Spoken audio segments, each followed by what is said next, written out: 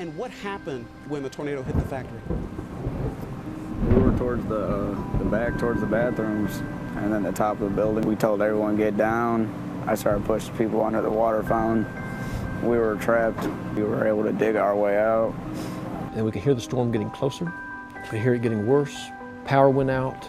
We heard and saw the ceiling tiles in the tunnel violently shaking up and down, falling out. The tunnel filled with debris and dirt.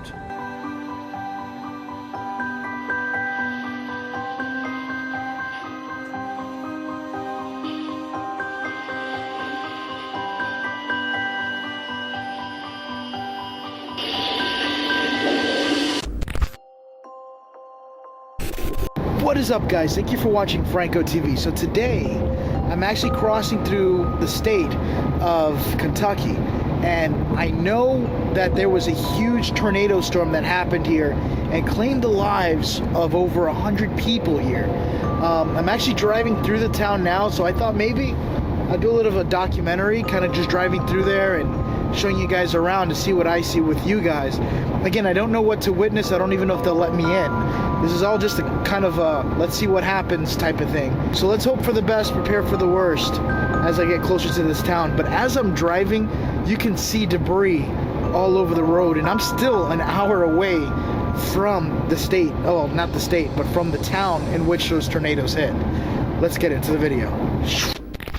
So I'm currently trying to go that direction to the town, but it seems like they're blocking it off. I might have to find another way to be able to travel through there, or just tell them I'm an independent journalist and I'm just doing a video on this place. So hopefully that would work. It worked last time. Maybe I'm lucky again this time. So this here's like a liquor store where you could get like produce or something. I think it's a liquor store, I can't even tell. Look at that. There's a huge candle shop where the majority of, I think they had the most lives taken there. So I have to be very careful what I film over there, and a courthouse, including a bank. But down this road, it tends to get a lot worse. We're joined now by Troy Propst, the CEO of the candle factory where dozens are feared dead. That it would be a miracle if any additional people were found alive inside the factory. Anything that gives you hope at this point? Well, I mean, I guess we had two miracles yesterday afternoon because they did find two additional people. You know, I do agree with the governor that I do believe it's a miracle. This devastation is unimaginable. At this very moment, I believe that they're still looking for any survivors that could have survived this. People are still missing.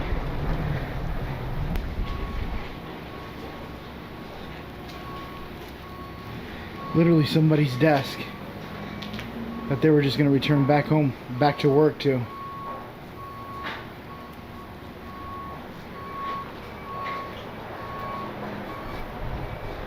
Every window has been busted. I'm coming across another area where the tornado just tore right through it. Literally flattened every building. This was a little driving spot at one point with a whole bunch of houses. Again, I'm sorry for the wind. It's still windy out here. But as you look, you're gonna see everything has been gone. You could even see some of the family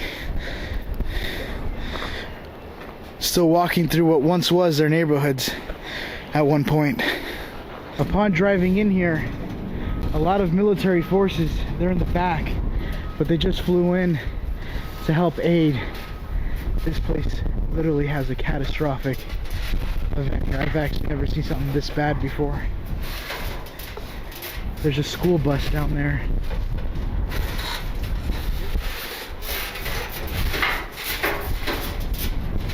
I have to be extremely careful here when it comes to these down power lines. A lot of the times it can still be live and you never really know.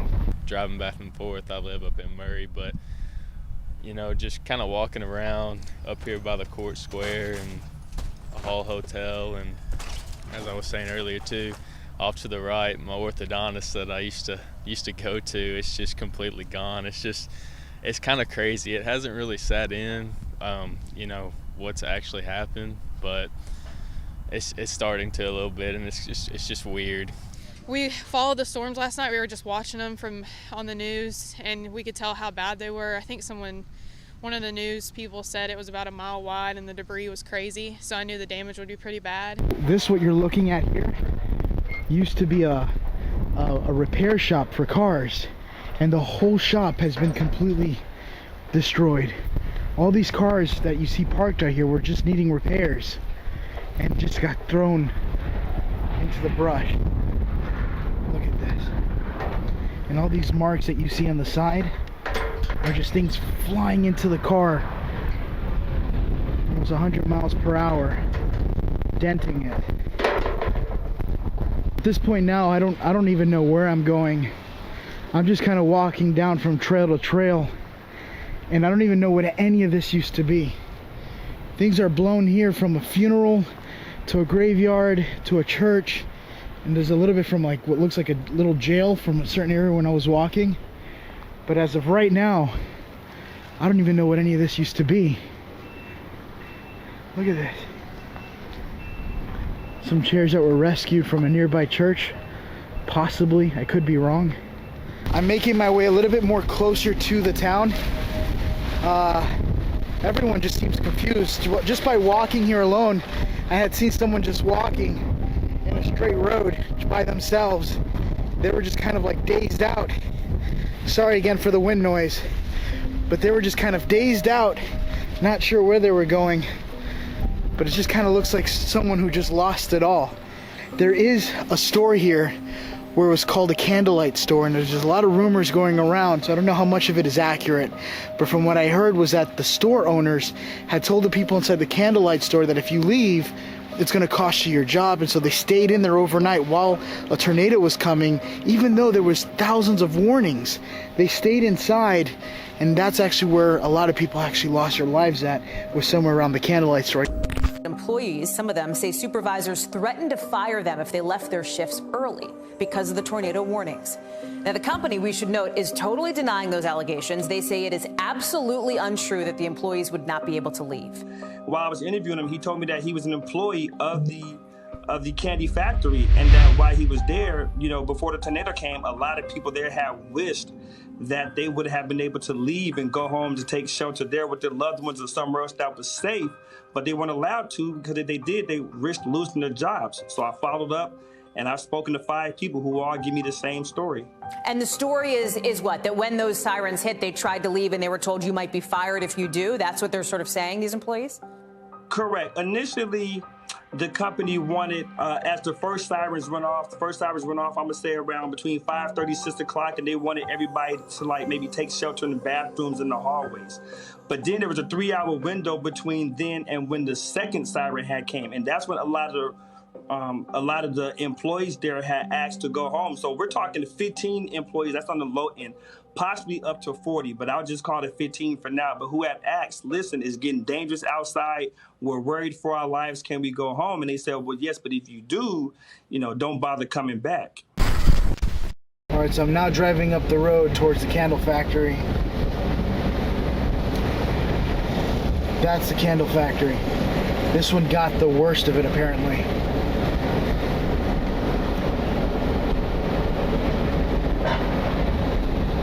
Oh wait, I don't know if that is it actually. I think it's further up there, but the road is blocked. This whole building here completely fell down and collapsed within itself. So you can see up there, and right in here you can see a whole bathroom. Or I think that's a bathroom. They even marked off some combustible stuff that could explode. So they have that in like a little secure area. So this is the other side of this historic place here that I just showed you that had collapsed. This seemed to have been some sort of theater room here. If you look there, there's a whole stage. There were chairs on a balcony where there's probably a stage on the other side. Completely destroyed. See the stage? Look at that. I haven't even seen that. God, that must have been beautiful. This looks like somebody's street corner. Oh yeah, definitely. You can see like baby toys on the inside. I guess when they put the X, the place has to be demolished maybe. If you guys know, let me know. I am tripping over this power line cable. You can see all the cables right there. And a power line right over there. That's extremely dangerous, but I'm sure one of the workers here actually told me that the power has been completely cut off throughout this area. But you never know. May God bless Mayfield. You guys may not know this, but that picture that you see there is actually the courthouse I'm going to actually be going to. The courthouse is completely destroyed. I've been walking for like an hour to 2 hours now, and it's just it looks like a war zone, or everything is just gone. Look at this. Way down there, you can see the whole inside of somebody's house. The kitchen is still there with the microwave, as the rest of the house is gone. This here is the courthouse. They already have the army in. Look at all those flowers. It takes your breath away. I know a lot of people on this fence. My son worked at that candle factory. He just left it 2 months ago. It's beyond devastating. They don't make a word for this. Well, it all started after the Surfside building collapse. I actually helped organize the memorial there, the Surfside Wall of Hope and Memorial. And I saw firsthand the value that a memorial has in bringing the community together. So came here to begin this memorial that has become something really beautiful for the community. There's a sign right up there. It says, Americans work together. Now, I just heard some rumors with some of the people that are around here that they were saying that apparently the president is going to be coming out here to show support. So that means military and security is going to really be prepping this place up real quick. So I might not be able to record here for too long. Alright, so it has now hit nightfall. Things gotten extremely dark. I underestimated how dark it was going to be because the whole power's out and very little light is actually visible except for where they're working in the core areas, which is pretty much in the downtown district next to the courthouse. I'm actually going to be walking through another section of this town in a place that I haven't really got to explore yet. This is a more further view of the hospital.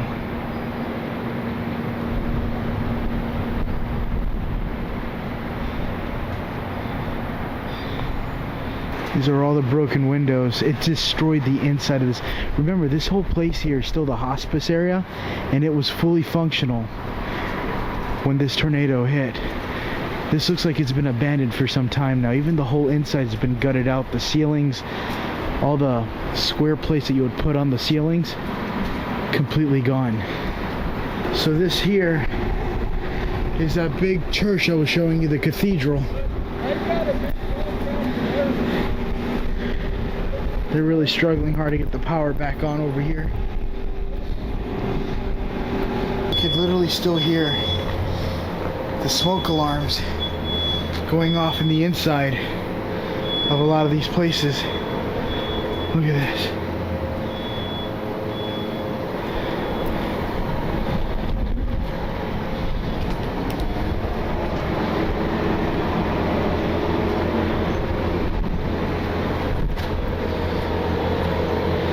All that mud splatter is just the rain and the tornado throwing mud all over the building. And you can see how it got all into the crevices and stuff. It's a very surreal experience being out here. And I've seen tornadoes before, but not like this one. This one's just, it kept going. This looks like some sort of school. This here is a courthouse.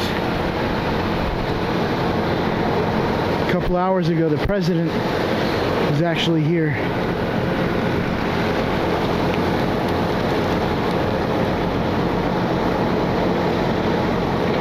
Look at this.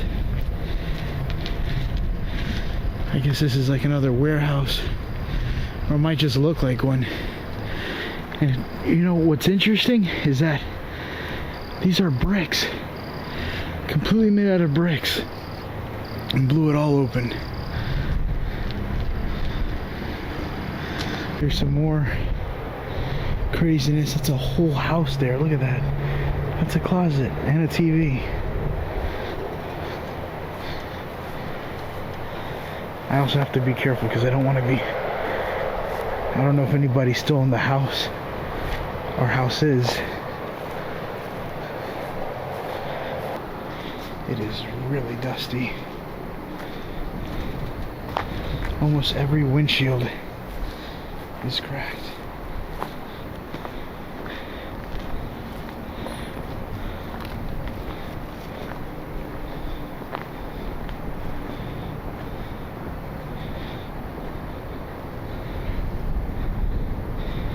Wow.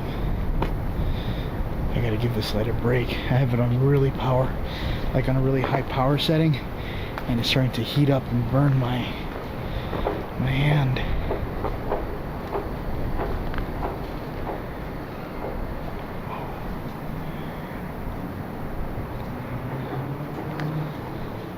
I heard something, but that could easily just sound like metal creaking. Alright, let me get to another area. I've shown you guys the majority of this town. There's certain areas that I can't take you. Just wanted to document this area, but my heart goes out to everyone in this town, especially for everyone that's in that factory. I am going to leave a link in the description for contacts or for things if you guys wish to donate and help support this town from the catastrophic event that happened. That being said, I hope you guys like what you've seen. Kind of. Well, I hope you don't like it, but I hope you guys support it. It's a little bit weird this time. And I will see you on the next video. Bye, guys.